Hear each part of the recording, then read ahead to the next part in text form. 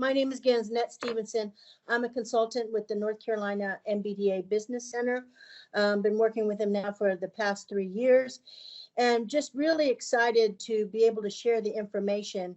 And because the number one barrier is access to capital. You ask any business owner, and I faced that on my own journey after coming out of corporate America for 18 years. Again, it's accessing capital and the different kinds and how do you get it, and even the strategy behind who you want to help finance your business. So I am going to, I don't know if Derek, did you get my slides that you can share them? If not, if you Yeah, I've got it.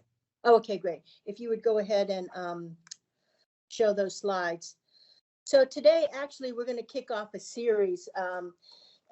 We came up with this when we were at the NMSDC conference back in October up in Baltimore, because it's a number one barrier, but there's so many resources out there.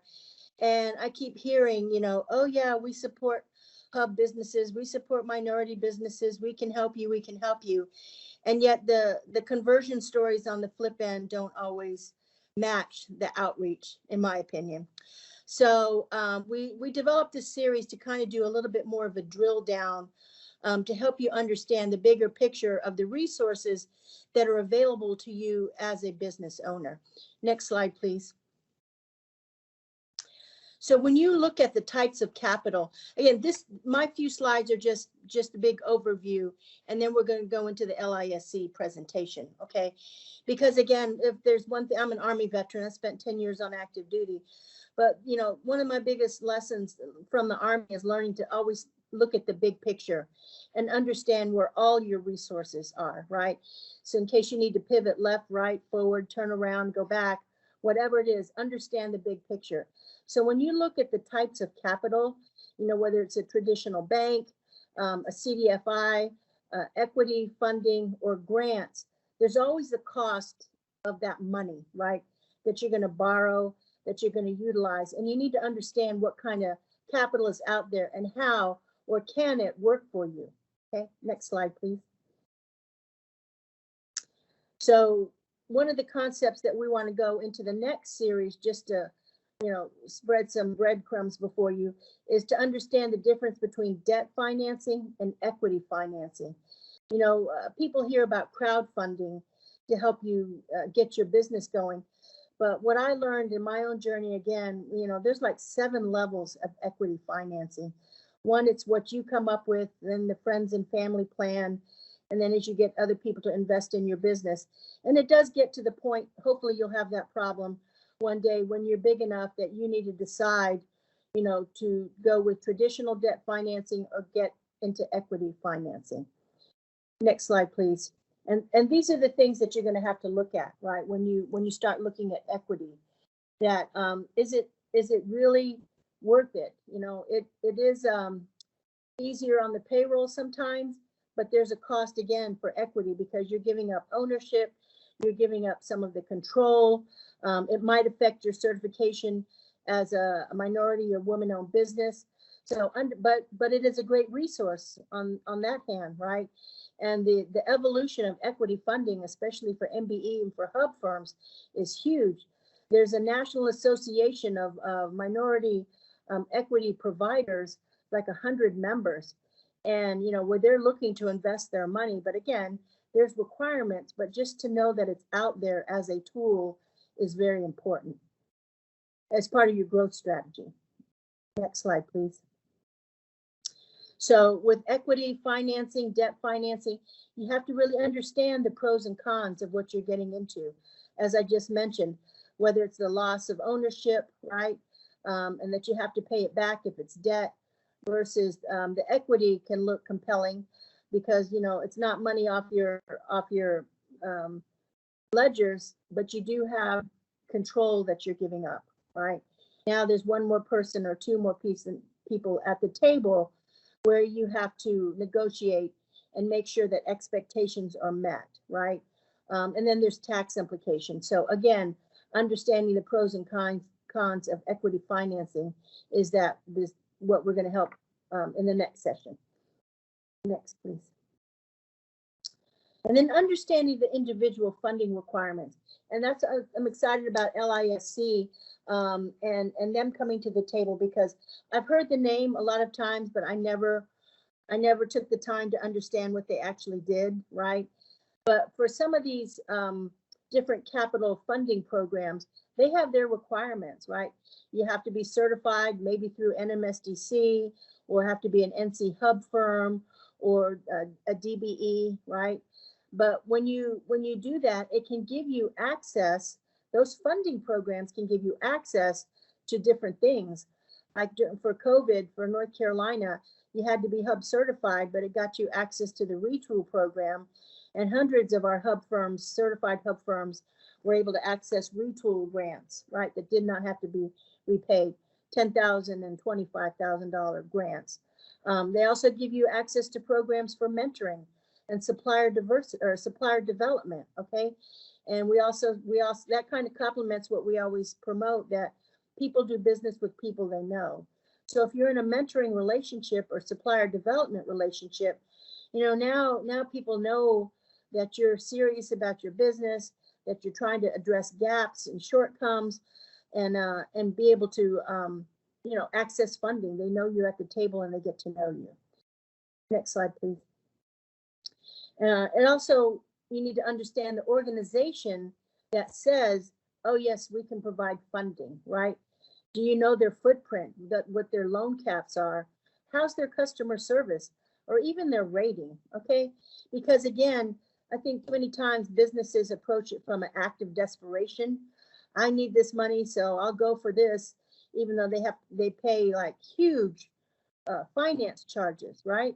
If we do our homework and look and do our part to be competent businesses and working on our debt, there's no reason why you can't find a capital provider that meets your needs, that's not going to take you to the cleaners. And then again, these organizations, these funders have tailored programs, and you're going to hear about some of these today, which we were excited about when Angela met Tamara and her team at NMSDC. Was they managed the program from Abbott, a huge pharmaceutical, and JP Morgan Chase, right? Their special funding programs for certified MBEs. And then there's the Founder First Capital Program, which is actually started by a minority woman out in California.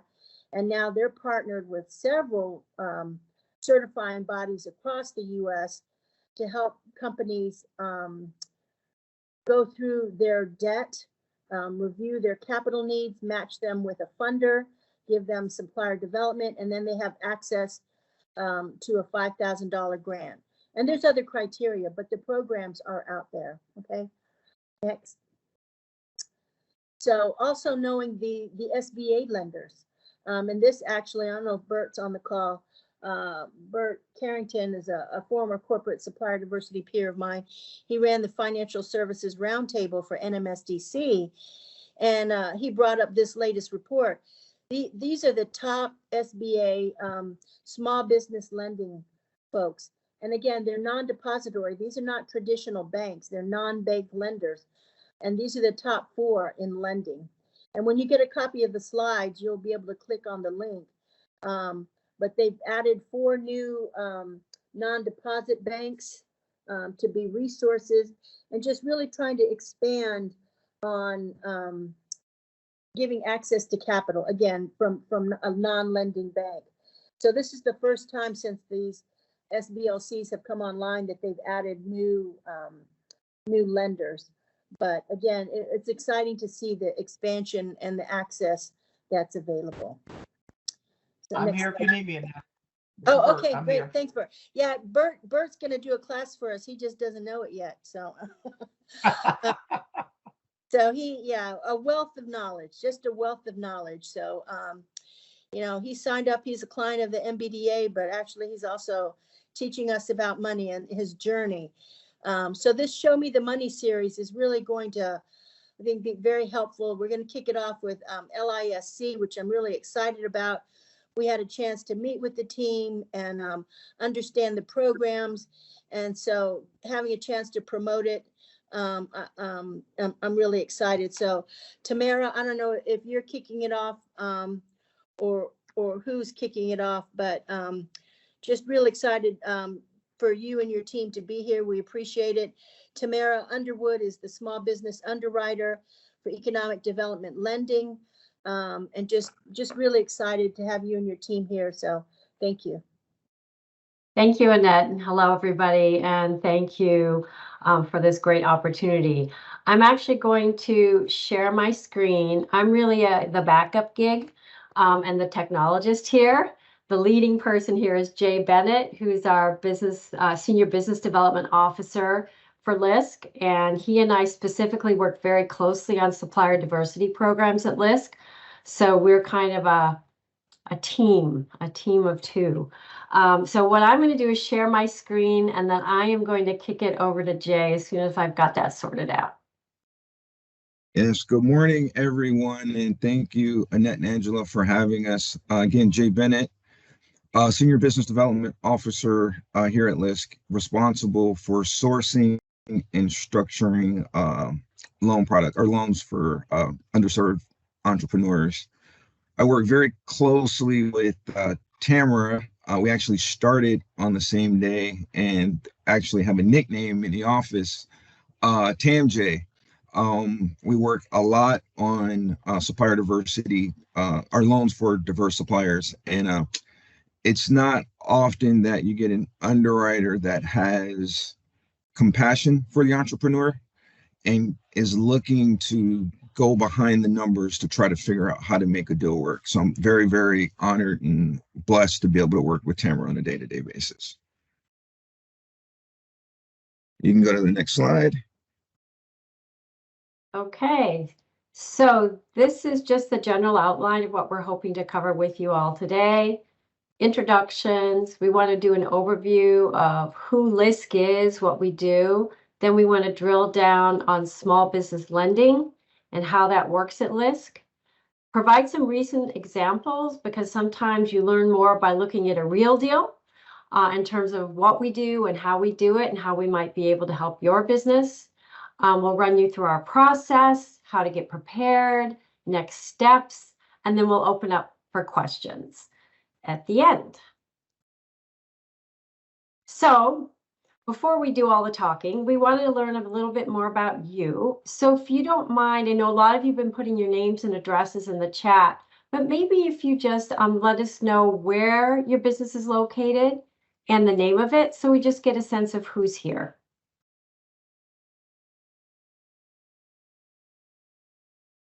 And I don't know, Jay, if you can see the chat, because my screen has sort of disappeared a little bit. Yes, I think a couple are starting to pop in now. I came on late, so I don't know where to put in any information, but I can give it to you verbally. Is that what you're looking for? Sure.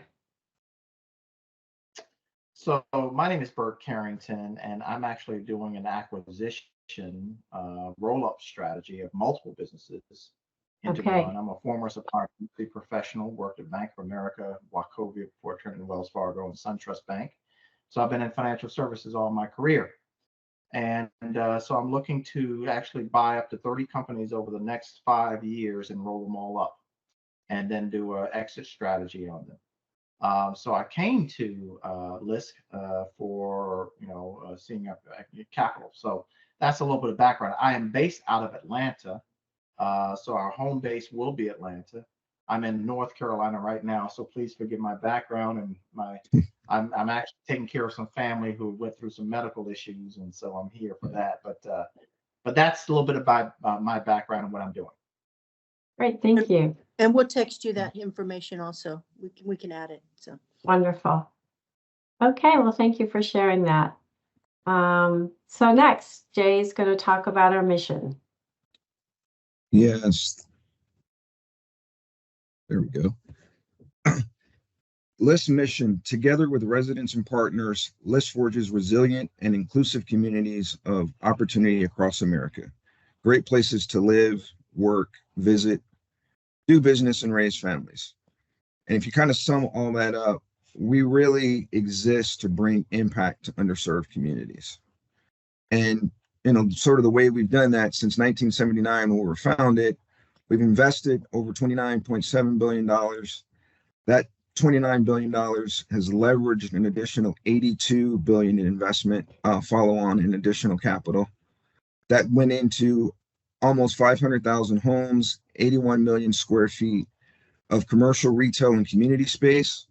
And this includes childhood centers, schools, fields, recreations, healthcare centers, grocery stores, etc. It's really about bringing change to communities.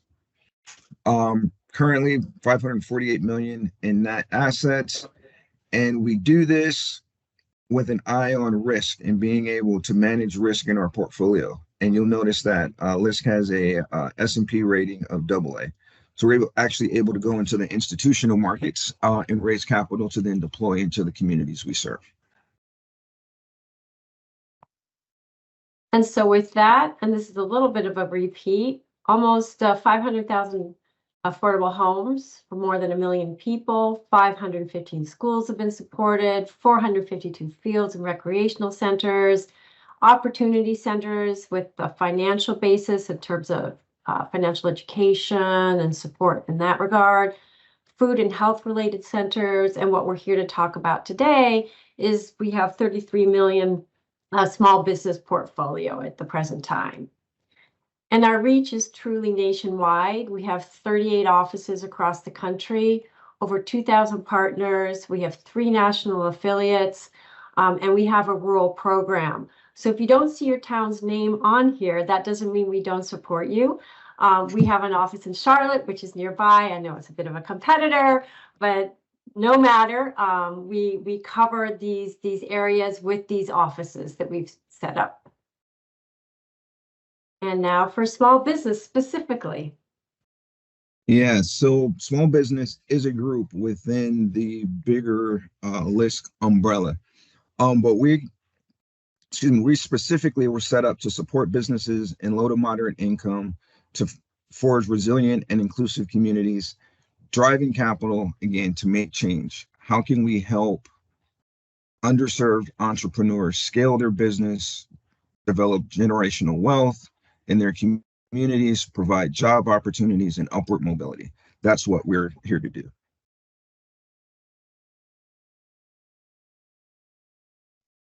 In terms of our current portfolio, 33 million under management. Average loan size is about 488,000. Loan term average is about 69 months. In terms of uses, Bert, you'll see that we do acquisition financing. We'll finance construction, tenant improvements, FF&E, which is furniture, fixtures, and equipment. We do a fair amount of equipment financing. We provide working capital, and we'll also do real estate.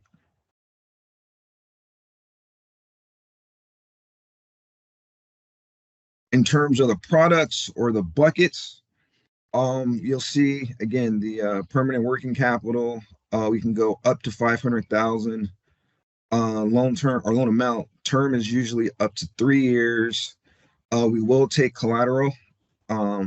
Usually it's a UCC on the business, and personal guarantees would be required. On the leasehold improvement or the equipment loans, again, up to 500,000. We can go to 7-year term, depending, again, if it's equipment, depending on the useful life. And then collateral, again, we'll take a UCC on the business. If we're doing equipment, then we will take a first lien on the equipment. Then commercial real estate loans, we'll do both acquisition, construction, remodel, rehab. We can actually go up to 5 million. Term is up to 10 years, although we can amortize over 20, sometimes even 25 on a case-by-case basis. And we will take a first mortgage on the real estate. And again, personal guarantees would be required.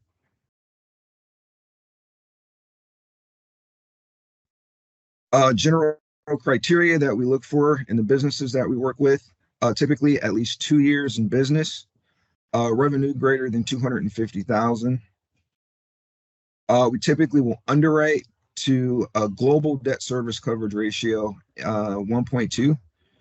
Tamara can tell you about the debt service coverage and how we arrive at that. That's kind of where some of the magic happens when we get to the global DSCR. Um, Equity injection, we typically look for a 10% equity injection, but in some cases and in some markets, there's a flexibility where it could be a little bit less. We do background checks, third party, looking at prior history. We run credit reports. Although we're not FICO driven, we just want to get a sense of prior credit history. And then finally, the business must be a legal business entity, and the principal owners must be U.S. residents or U.S. citizens, excuse me, or legal permanent residents. You guys do SBA lending, right? We do not do SBA lending. At one time, we did have an SBA license, but we actually lend list capital and partner capital, sometimes in conjunction, sometimes independent, but not SBA. Gotcha. Okay. And that's significant because most 7(a) products, for example, require that personal assets be pledged as well as business assets. So that's something a little bit different about many of our loans is we're not requiring people pledge personal assets. We're requiring personal guarantees, but not the pledge of, let's say, a home or a condo or something of that nature. So that's something to keep in mind. Yeah, that's unique. Okay.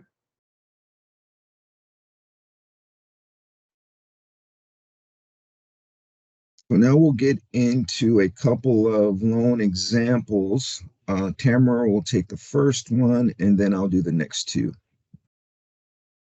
And we picked these examples keeping in mind sort of the different types of uses of funds that many businesses have. So this is an example where we were able to provide a loan for leasehold improvements, furniture, fixture, and equipment to a daycare. So this is a business that doesn't own its location, it's renting its location. And this was a Rhode Island-based daycare that provided infant up to toddlers through 5-year-olds getting ready to go off to kindergarten. And we have an early child care and learning team that provided a lot of technical assistance to the business owner to help them strengthen how they ran their facilities and how they also managed their finances. And the business did so well that it had a large waiting list and needed to find a second location to accommodate the demand. So they identified a second place that would be leased, and they needed a loan then to build it out. And one of the considerations we had to make in terms of this project was that we needed to make sure that the landlord was entirely on board with the kind of changes that this daycare center needed to make to the space. And not only that, because it's daycare, it's supervised, of course, by the local child care authorities, right? So whatever they did, the licensing body for childcare in the state of Rhode Island had to approve the space and the improvements. So even before getting started, there was a lot of due diligence required for a leasehold improvement loan.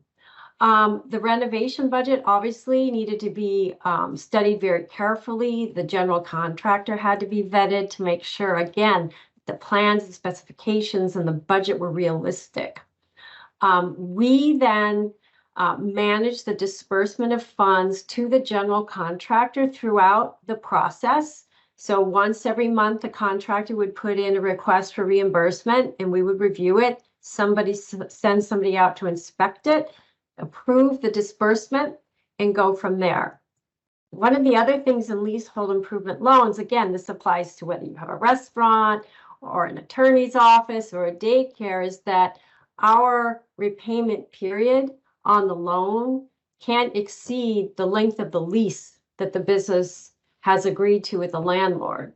So our loan terms are always less than the lease term. And so that's something very important that we talk about right away on these kinds of loans. In any case, this business has successfully repaid the loan and it's doing very well at its second location, and we won't be surprised if it needs a third location in the near future. So how did you collateralize that deal? Did you use, was it straight unsecured? Well, essentially, I mean, we took a first lien on the assets, which were, baby toys, cribs,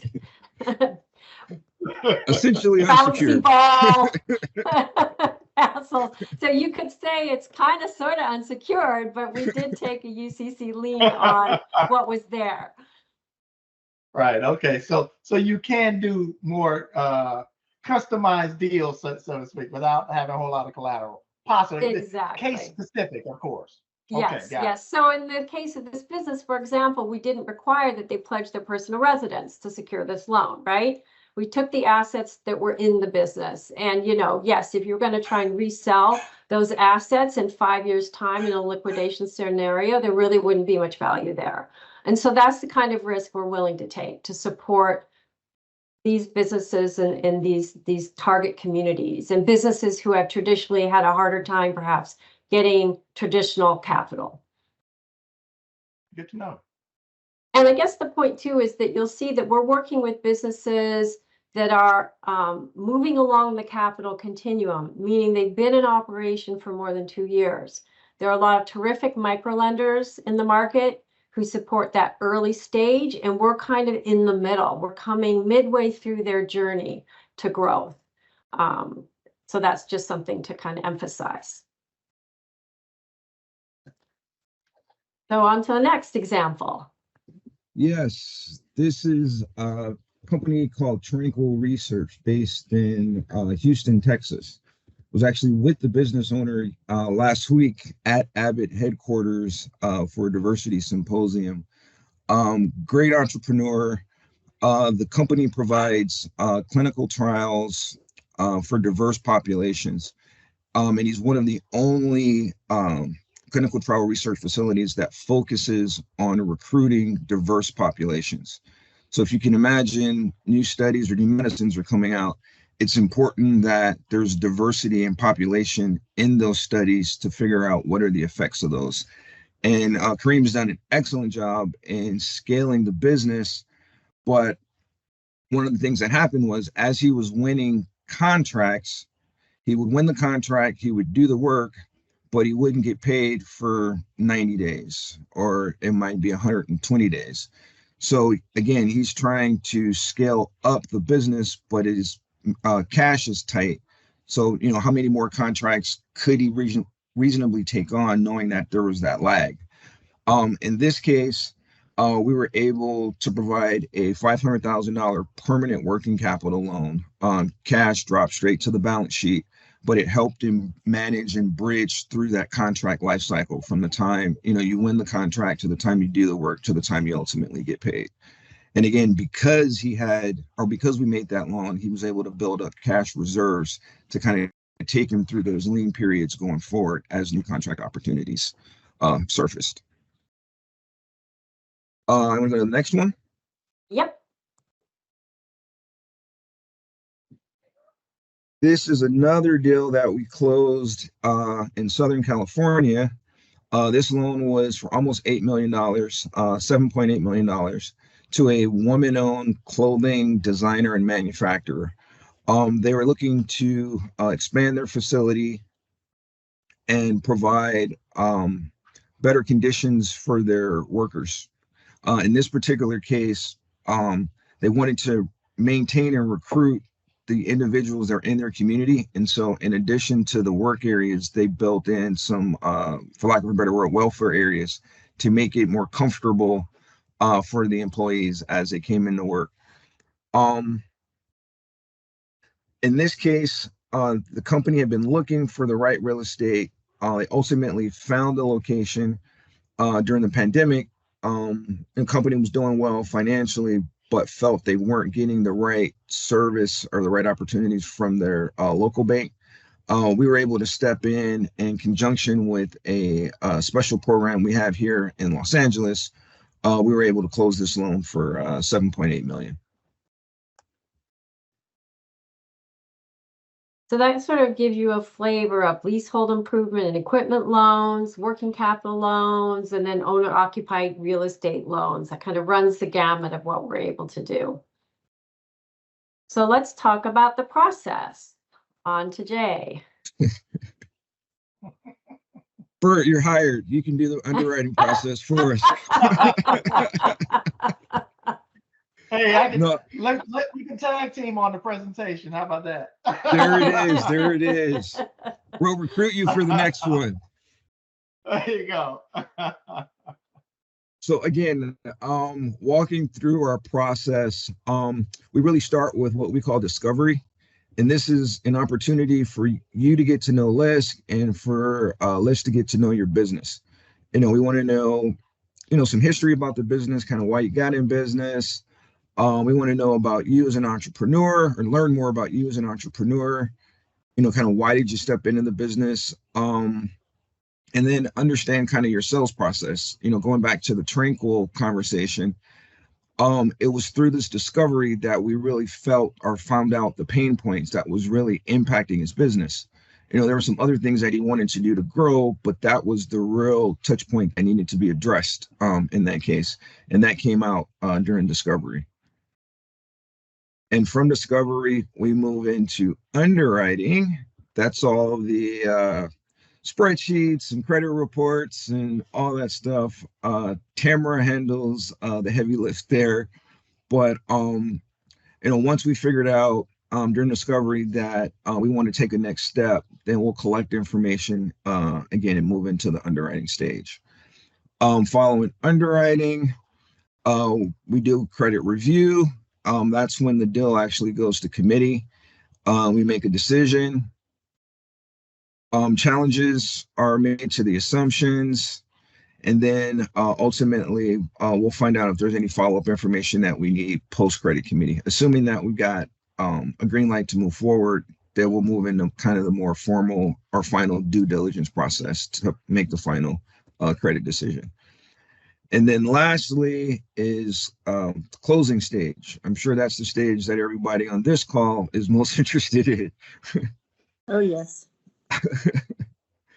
But during closing, we make sure that all conditions are met for the file. We make sure the file is papered correctly, meaning all necessary documentation has been collected.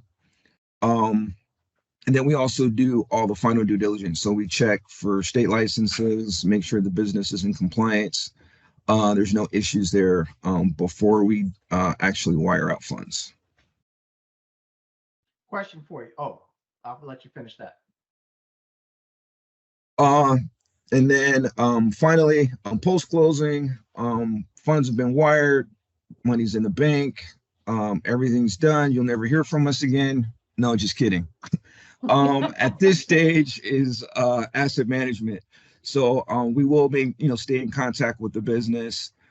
Depending on the loan size, we'll ask either on a quarterly or annual basis that updated financials and things like that are submitted so that we can continue to monitor the progress of the loan. Can I ask actually two quick questions? Sure. Credit review. I see you have a few in-house products that you've created with some sponsors. So you have funds from Abbott, from JP Morgan Chase, etc. Are they part of your credit review team? They're not. There's a wall between that. They've provided capital in support of the respective program, but they're in no way involved in the credit decision. Gotcha. Okay, so basically in-house team who does all the credit reviews. Mm-hmm. Okay, fantastic. Second thing, do you do patient capital? It's funny you should say that. I kid with Tamara all the time that we need patient, flexible capital, specifically for the supplier diversity space. So I would say in general, yes, Bert, but we probably want to have a further conversation to clearly define how you're seeing versus how I'm seeing patient. Oh no, I'm just throwing it out there as but that's a good point, Jay. Yeah. Can you just for the audience describe what patient capital is? I think in both examples, are in some of the examples that we did up above. In the case of the leasehold improvement, that would have been a very difficult deal to get done with the traditional bank. Again, the company was performing, but we were able to step in and kind of understand what was going on there. In the case of the working capital loan, specifically, I think 5-year working capital loans pretty patient. Most of the time you're looking at revolvers or, I'm gonna say a bad word here, but if companies unfortunately have to get into factoring, rather than having to go that direction, we were able to, plug, $500,000 for 5 years. And that, not only helped the business immediately, but it also didn't stretch or put a lot of pressure on his cash flow going forward because he had those fixed monthly payments over the 16-month term. Yeah, so let me define on the what I patient mean. side too, just another thing to highlight is the two of those, the first two were also based on projections of future revenue. One was an expansion to a second location, and the first location didn't have enough free cash flow to cover the cost of the second location. And similarly, Tranquil Clinical Research was in a high growth mode and was just coming off of some of the pandemic disruptions. So again, we were able to kind of work with the looking forward and design a loan that gave him the time to consolidate his growth by repaying quite gently over 5 years. Sorry, I interrupted you, Bert. That's a great way of putting it. I've never heard it that way. That's a great way of putting it. I have to write that one down. The way I define equity, patient capital is like an equity kind of model where you don't have a normal month-to-month payment. Maybe there's a 6-month period before you start making payments on the loan or something. It allows people to ramp up to the point where they can actually start making payments on the loan based on future cash flows of developing something or whatever. So I just wanted to see if you had that model in place that, because I'm a supplier versa guy, and you're right, this is very much needed in our community. And so, I was asking that for my needs as well. But thank you for answering. That's a great response. I mean, there are cases, for example, where we've had some acquisition and leasehold improvement loans where the work will get done in 4 months, but we'll give them more months, like up to 12 months total interest only, to finish the renovations and stabilize before they start making the payments. So that's somewhat patient, but maybe not as patient as an equity play would be. But that is, we are a cash flow lender and we are debt. We're not equity. So right. So you could do it like a hybrid, but not a full patient. Like you can't. Correct. You start your payments at 6 months. You will still make interest only payments, but it's less than what you normally pay principal and interest. Correct. Okay. Gives you a bit of breathing room. Yeah, but yeah. And that's case by case, and it's based on cash flow and based on some assumptions on how long something's going to take to launch. Understood. Very good. Thank you. Okay, over to you, Jay. All right. So how can you best prepare for a loan, to apply for a loan? It's really, really good and really important to have a clear understanding and be able to spell out what the capital is going to be used for. A technical term, we call it a use of funds, but you don't want to approach a lender and say, I want $100,000 to grow my business. And if you give me the 100,000, I'll figure out what to do with it, or I'm going to put it here. You want to be able to articulate kind of where your business is and then how this capital is going to help you continue to grow. And in this case, we were just showing use of funds here. It's for an ice cream company, or ice cream shop, excuse me. They wanted to buy 3 freezers, so they're going to use $45,000 for that. They wanted to consolidate some debt, and then they wanted to bring in some marketing and consulting work. So together it totaled $100,000, kind of short and sweet, but this is one of the things that we look for as we go through the underwriting. Next slide. Then second be ready for questions. Don't feel as though it's an interrogation, but as a lender, I need to understand the business. And it's not that I'm trying to overly pry, but on my side, we're going to be really transparent and really try to lean in and help the business. But we've got to understand not only what's working positively for the company, but also what are some of the challenges. One of the things that I do on discovery calls, and Tamara's heard me say this 1,000 times, is I ask the entrepreneur, what keeps you up at night? A company will tell you all the wonderful things that are happening in their business, but what are the issues that you're having a difficulty with or having a challenge with currently? We want to understand that and see if, not just capital, but technical assistance. What are some of the things that can ease some of that burden? So we really want to lean in from that perspective. But if you're not transparent and answering the questions, it's difficult for us to come up with viable solutions. And make it a two-way street. You're interviewing your lender as well to make sure it's the right source of capital for you. All money's not good money. I'm sure we've heard that 1,000 times, but you want to make sure the terms of the loan meet what it is that you're looking for the capital for, I guess, at the end of the day. Next slide. I'll just add to Go ahead. that. So like, I'm an underwriter. I sit behind a cubicle. I don't see the light of day, right? And I'm a generalist. So one of my jobs and Jay's job with me is to explain your wonderful business, its challenges, its opportunities to the other people sitting behind cubicles who don't know your business, because those are the people who are oftentimes our decision makers. And so our questions are related to helping generalists understand the specifics of your business and your market and your history and your opportunity. And we may be talking to the 100th restaurant, but every restaurant is unique. And that's why we ask the questions that we do, so that we can well represent and well understand your business. And then credit history. It's always helpful to be as upfront as you can be with a lender. So with Jay, if you're talking to him about an opportunity, about past credit challenges, we have all had them. And we've come out of the Great Recession, followed by a pandemic. There isn't a business out there that hasn't had challenges. And so we just want to understand what those challenges have been, how you've dealt with them, and where you are today. That helps us save a lot of time and come up with solutions more quickly. Now, some of us are afraid to even know what's on our credit report. It's kind of a scary black box that we don't want to open up and see. But actually, we should all do it.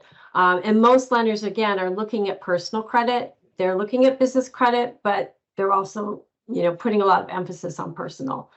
And I don't know if everyone is aware, there's a lot of advertising out there promising credit repair and freecreditreport.com. And it's not really free because you're really signing up for a subscription service. You just don't realize it.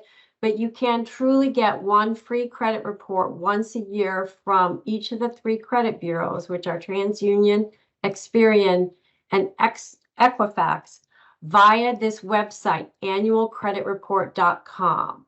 Those 3 bureaus maintain this website, and it was a requirement by the federal government that they do so as part of the Fair and Accurate Credit Transactions Act. So you go on the site, they'll ask you some identifying information, and then you can access one report for free, or all 3 at once for free. You don't get your FICO score, but what you do get is the summary of every single thing that that credit bureau thinks you owe and have owed historically. So it's the meat of the credit report that you're able to get. So this is something we recommend people use ahead of time, because there's often mistakes that you can fix before you talk to a lender. Certain lenders have minimums that they look at. However, in our community, I've experienced this a lot. The supplier diversity space, even with diverse businesses, they don't have access to capital a lot. So what they do is they go out and get credit cards or whatever they can get to support the business. Well, certain things happen in the marketplace, or certain things happen, and their credit gets shot. And that causes a spiral for our diverse businesses out there, because they may have a credible business model, have credible business sense, but their personal credit went down because of pandemic related issues or other types of things. Well, how do you guys look at that when you're evaluating a deal? And do you have minimums that you kind of look at for, personal credit or business credit reports? Jay, do you want to tackle that? Do you want me to tackle that? Great question. Again, we're looking at the total picture and we want to understand the story. We're not going to make a decision just based on a FICO score. We want to understand, again, what's happening, and then, most importantly, kind of on the go forward, what are things looking like, projection wise with the company, et cetera. But, we take, I guess, a good way to put it is a holistic underwriting approach, vis-a-vis a bank where it's just, you're either in the credit box or you're out of the credit box. That's part of the secret sauce in getting loans approved, I think. A lot of the And that's what- online/predatory lenders are entirely FICO driven, and that's how they make decisions really quickly. But that's not the kind of lender we are. We're more traditional bricks and mortar, understand the story. We don't have a minimum per se, but we do want to see that if there have been challenges, that they are in the process of being addressed. Makes sense. Okay, that's good. Good to know. So if this is our last kind of slide about next steps. So if anything you said struck a note with you, if you think you might want to have an additional conversation with us, hopefully if you click on this small business questionnaire, it's live. If not, before we say goodbye, I'll make sure I put the link in the chat. And we'd like to open up for questions.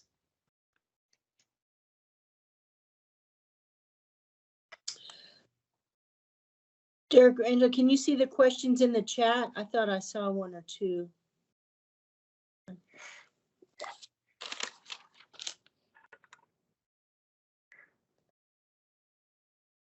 I will end up with questions because I've hogged the questions already thus far. So I will save my question for last. Okay, well, I do have one about Harmony. What about businesses who, I don't know why it's coming up blank on my thing. Okay. Let's see. Can you see them? Yeah, what about businesses who need help with startup funding? That's a great question, and maybe I'll hand that across to Angela and to Annette. In terms of the CDFIs that you also have in your market, who are your partners who provide microloans. They're often really well placed to provide that startup capital. They can work with pre-revenue businesses providing loans 50,000 and below. They often provide maybe also some technical assistance one-on-one, or refer to the MBDA for that sort of support. So I would kind of kick that across to maybe Angela and Annette. So that actually is another session. Really, because it's a different need, right? And Yes. I think even when we talked in our meeting, my question to you was, well, where did you come up with that 250K number, right? I've been in business 6 years, and to be transparent, it's that dead space between 100K to get to that next level, right? It's that, and Bert, I guess you've been looking at my checkbook and credit card, because it's like waiting to get paid, right? Digging that hole, coming it out, up and down. Yeah, living the dream, but one nightmare at a time, waiting for that check, right? That payment. So that's why I just want to get all the tools in the toolbox and be transparent. But that is another session about micro lending and even grants, because more and more we find there are a lot of entities that are giving grants, right?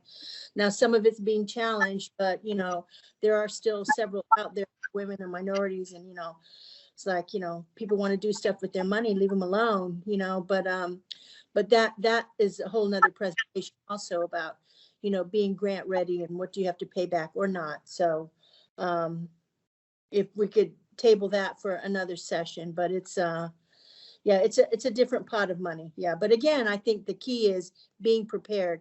And Jay, I liked what you said about, um, be specific about the use of funds, even when we're helping people, well, I think I do. Well, put it down on paper, right? You need to be specific, right? How we're going to develop this and being ready for questions, because it's like sitting in the principal's office or something. When people start asking you, I guess it's just natural to get defensive. Um, you know, but I like the example too, Tamara, about you sit behind as a generalist and help you understand. And I think that's a great story to help us understand how are we going to tell that story so that it can be understood for someone who has no idea what you do, right? I think that was a great example. And again, write it down. I'm a key believer is right. Write it down and just, you'll be amazed what pops up in your story when you start writing it down. To be able to tell that, to go to the bank or go to whoever the funder is to get that money. Someone asked this, Jordan, what's a typical timeline for a construction or rehab loan from when we would first start sending in documents to when the funding actually occurs? If everyone stays active in the process, I love that, because sometimes That's it's key. stop, start, because you're running your business and it's hard to kind of keep on track of everything. We like to say, once we get everything off of our checklist, we like to run fast, but sometimes it's getting the documentation in that can be the hard part, and it's a challenge both for the business owner and for us. Construction, rehab, acquisition loans definitely take longer than working capital loans because there's more due diligence involved. We need the contractor budget. We need to vet the contractor, just like you want to vet the contractor, right? We want to see if we need to add some contingency if things don't go to plan. Is it a good budget? Is it a realistic budget? Maybe we'll call in some expertise to review the budget, who's a third party to protect both you, the borrower, and us, the lender, to make sure the budget's a good budget. If you're acquiring real estate, there's environmental due diligence. There's an appraisal that needs to be done. Sometimes there's a building needs assessment that needs to be done so that everyone knows what we're getting involved in. These things take time, but they're there to protect all parties, the business owner as well as the lender. I would say, Jay, correct me if I'm wrong, but a classic real estate transaction, whether you're working with a bank, a non-bank lender, a LISC, takes 3 months till you get to the closing table. Sometimes you'll see purchase agreements with like 60 days, and it's a bit tight and everyone does their best, but I think these things kind of just take the time that they take. And I think, Is that Cameron, to your point, it's real important to try to get in all of the items that are requested, kind of not necessarily in one shot, but as quickly as possible. I think one of the most frustrating things for an underwriter is to pick up a file and have to start and stop. So, you may have your historical financials in there, they get through that, then they're ready to start looking at the projections. Oh, wait, they're not there. I got to put this file down, go work on another file, and then come back to your file in a week when the projections come. So to the extent that you can gather everything and then get it all submitted, it really helps the process along the way. And it becomes meaningful because then you start shaving days off of that timeline. Is that on all loans or just construction loans? No, I think on all loans, you want to get your information in as quickly as possible. My apologies. Meaning the timeline. Is the timeline average 3 months? You were talking about a construction. That's specific to construction and real about estate acquisition. Working capital is much faster because there's not the same kind of level of or quantity of due diligence reporting that's required. You order an appraisal, you get the report 2 to 3 weeks later. You order an environmental, you get the report 2 to 3 weeks later. So right there, you've baked in a month just to getting those reports ordered and back. And then once you get them, you need to assess what you've learned. So our working capital, we can turn those around in about 6 weeks. Is that fair, Jay? When we have a complete package, Yep. To Jay's point, it all comes together, not Yeah, because when I set a file aside and I'm getting old, 2 weeks later, I'll forget. Not everything, but you know, I need a couple days or half a day to remember because I'm getting old. But I think we're all that way, right? You know, we're being pulled in different directions. And so we need a little time to kind of pick up the next if we've had to set something aside for a while. But on the other side, and Jay would agree with me, it's not easy. You got lots of hats as a business owner. So maybe before you take on a large loan or significant investment, you say to yourself, who on my team can help me get this done? Who can stay on top of the paperwork? Who's going to stay on top of Jay Bennett to make sure he responds to my email questions, right? So having the capacity to handle a loan process is something to think about. Joseph has a question. You need to come off mute, please. Okay, Joseph, yes. You're Or muted, just Joseph. Derek, can you unmute him? He muted everybody. Joseph, I can't unmute him from my side, but he can unmute himself.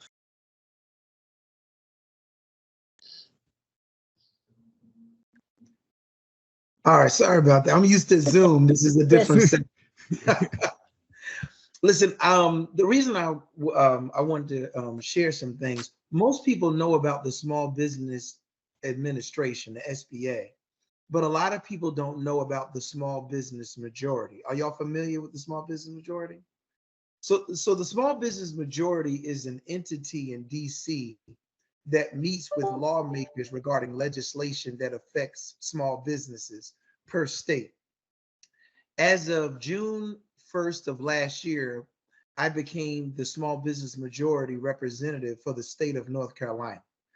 They have their main headquarters is in Texas. Their main headquarters is in DC, but they have a few spread throughout the country. But they're trying to expand.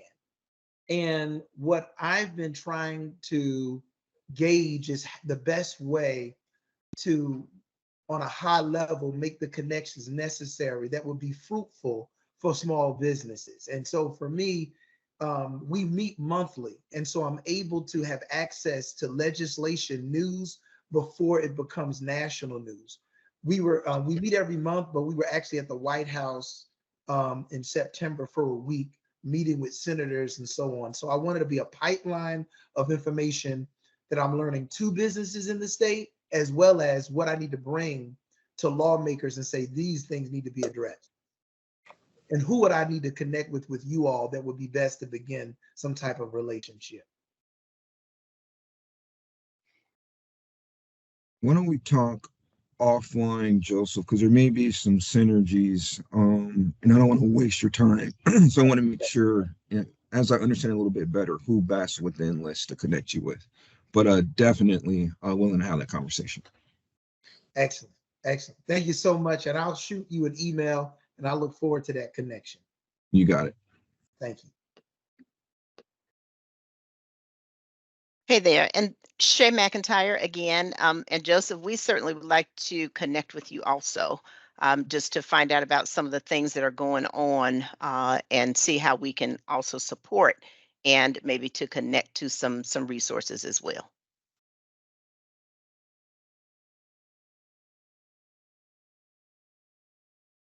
Uh-oh, did we lose him? Okay, I don't see him still connected.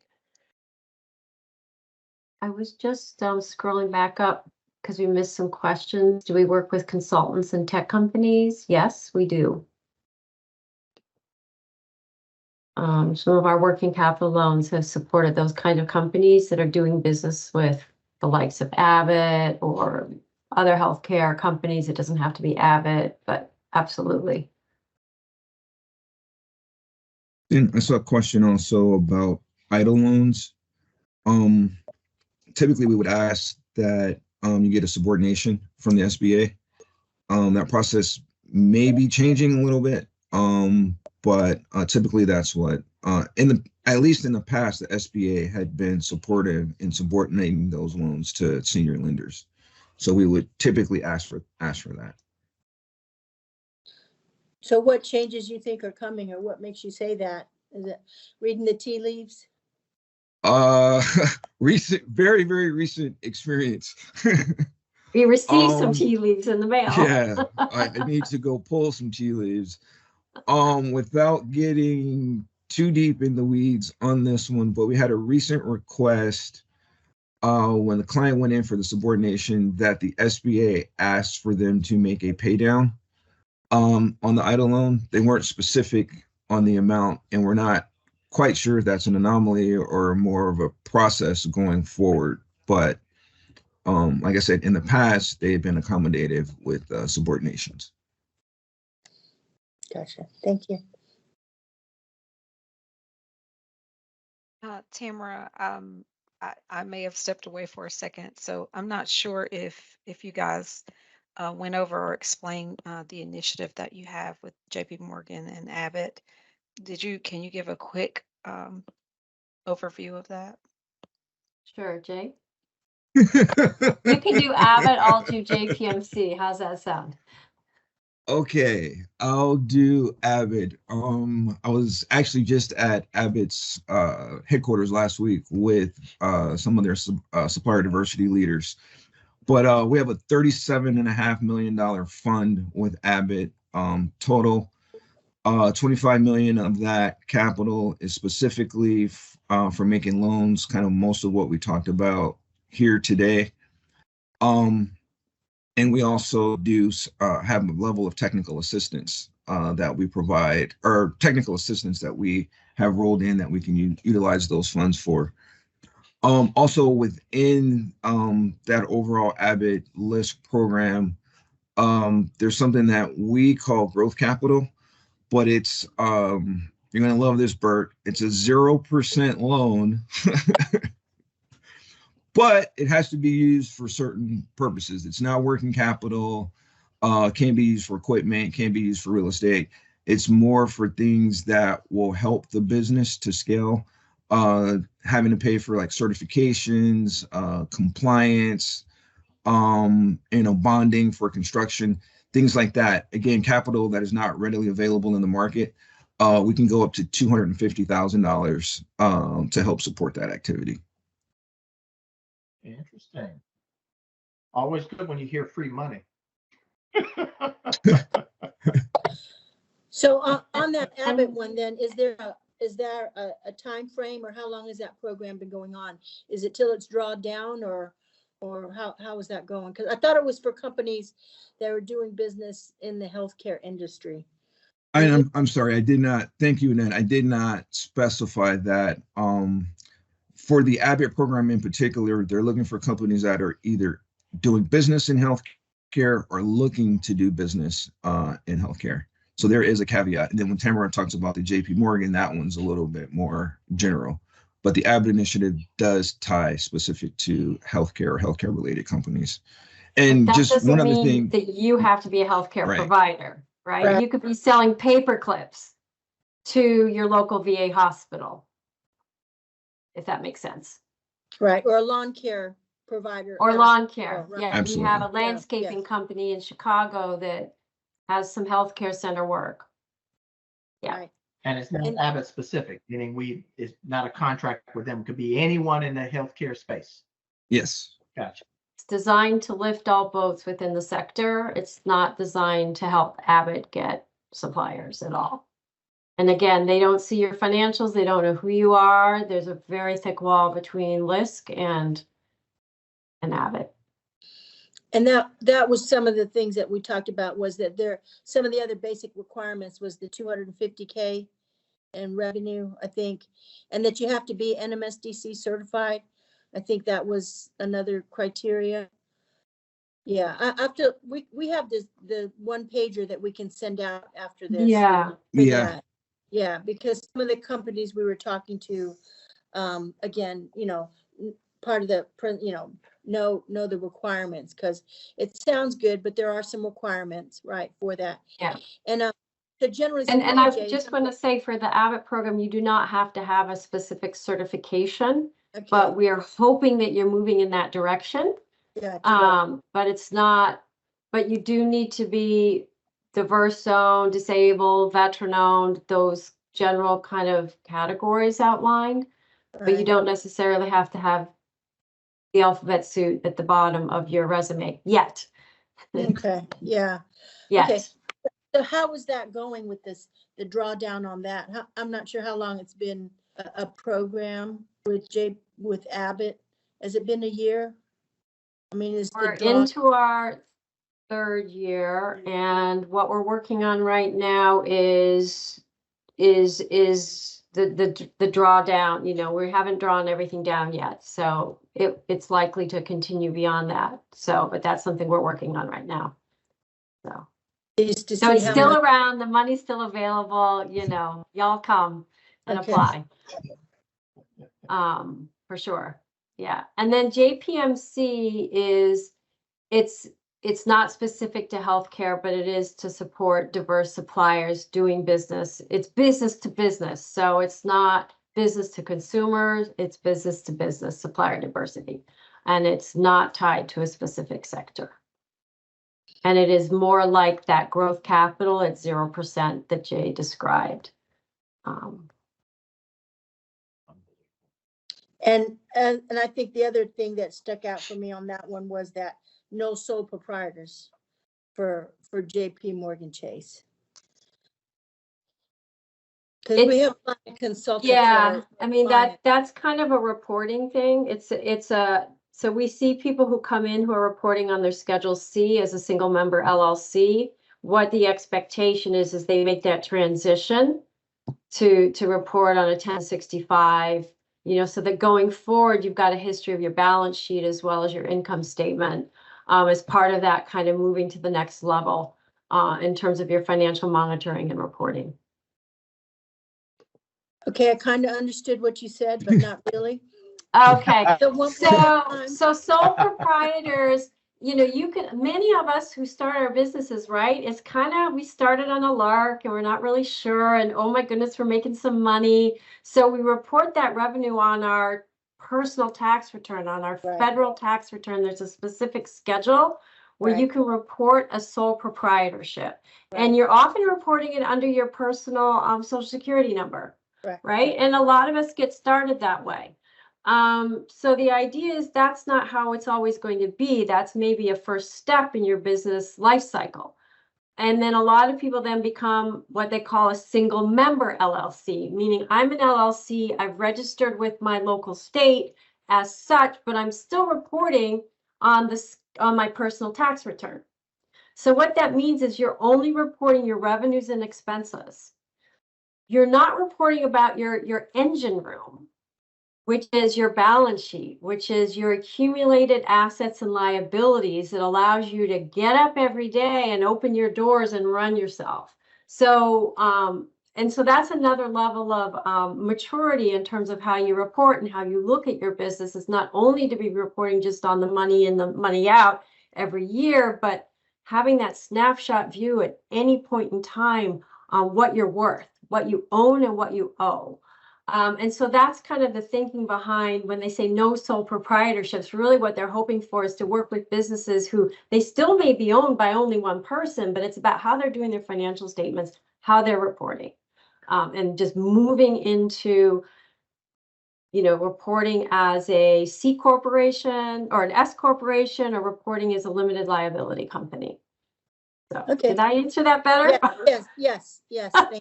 Too much underwriter speak. You see why I keep Tibra close. Yes. No, but that does make sense because that's the continuum of the business, right? Yeah, exactly what you just explained. So to get to the next level, to get to that money, to get to that, right, being transparent in that. So, okay. Wow. Okay. Then that opens up some other possibilities. Yeah. Okay. Thank you. Do you guys do syndications? Would you participate on a deal with another lender? Yes, case by case. Yes, probably more mature company or acquisition scenario, probably. Okay. But certainly that's kind of the whole idea of having a purchase order or having been awarded a contract after you bid, or maybe you've signed an MSA and now suddenly you're starting to get traction. You know, those are the things that we can use to underwrite and help work with the business owner to size the working capital need. Something we did with Tranquil Clinical Research is they had their history, but they also had the upcomings that they had just received contracts for. They provided us those contracts, and then we had a conversation with them, in real time, not what it says in your contract. When are you going to have to mobilize, and when do you in real time think you're going to get paid? So we kind of matched the timing of the expenses out with the timing of the money coming in related to those expenses to start identifying that cash flow gap. What was the size of the worst negative month they were anticipating in the next 12 based on the contracts they had on hand, and based on not that it said they'd get paid in 45 days, that what if it's 60 days? What if it's 90 days? And size the loan on that basis. So having a purchase order is a really terrific tool. One, congratulations, but two, we can use that in real time to really work with the business owner to size the need based on what it says in the purchase order, and then adding some wiggle room for snafus. If it's the first time you've worked with that government agency, you might not fill in the paperwork correctly the first time, right? It's a learning process. That might delay your payment. So, to plan for that and to make sure there's capital in your business to keep you operating while you're kind of getting going. So. Wow. So then they don't have to necessarily use a factoring company if they have that working capital, right? Like what you said with that clinical trials company, right? Yeah. Wow. Okay. I like to think of it as raising the water level in the swimming pool, right? Or in the bathtub, right? A lot of businesses run on very, very thin cash balances. And so there really is no room for things to take longer, right? And so what we're trying to do is raise the water level in the bank account, and then have our payments come out slowly, draining the bank account, but slowly, right? And meanwhile, they can keep operating while they're waiting for that, those monthly payments to come in. But by raising the water level, they keep their operations going. They don't go out of business. That contract opportunity doesn't become the thing that kills the business, right? Because they didn't have enough capital to begin with to handle. And that's what was behind Abbott's thinking. They were awarding contracts and businesses were not able to fulfill. Yeah. Why weren't they able to fulfill? Lack of capital. Yeah. And they were rightly nervous to take on a contract if they didn't think they could actually fulfill it. And so that's kind of the genesis of this initiative between LISC and Abbott, was to solve for that. That's why so much of that capital is going out as permanent working capital. So in that same scenario, take Abbott's name out of it. You could do still something similar with that without it Oh, coming yeah. from We've Abbott. got other sources of capital. Right. That's just one Just source check. of capital. Okay. Yeah. Okay. Yeah. No, when Abbott goes away, if it goes away, we're still here, right? We still have lots of sources of capital to do what we're doing.